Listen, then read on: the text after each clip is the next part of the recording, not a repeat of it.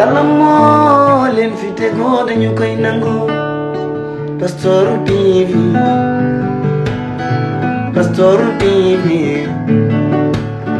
lu ngeen dugg dafay baax. Pastoru TV. Ami internet yu Castor TV gannaaw biñ leen nuyoo di leen jaajëfal ci taamu bi ngeen taamu seen chaîne bi di Castor TV ñu ngi leen di wax ngeen abonné te activer li nga xamante ne mooy cloche de notification bi pour mën a jot lépp li nga xamante ne moom la ñuy dugal. ci loolu dañuy wax ci kawteef bi nga xamante ne am na ca Mbour ca marché boobu noonu ñu naan marché central Mbour benn waay moo dugg ci benn multi service daal di fay jàppanteeg waa ji ci loolu nag mu daal di génnee ab pistolet daal di koy tiire ba waa ji mujj na ñàkk bakkan. gannaaw loolu waa marché bi ba ñu déggee li nga xamante ne mooy tiiru fetal yi dañu daal di ñëw ci li nga xamante ne mooy multi service bi biñ fa fekkee waa ji nag doon ko jéem a arrêté jot na ci tiire ñaar ñooñu tamit ñu ngi wax ne ñàkk nañ seen bakkan.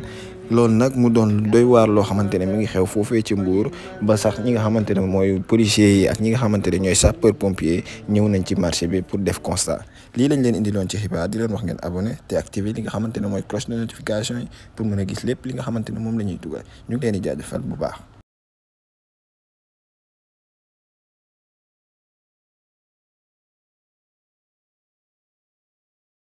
Yàlla moo leen fi tegoo dañu koy nangu. Pastoru TV, Pastoru TV, lu ngeen dugg dafay baax. Pastoru TV.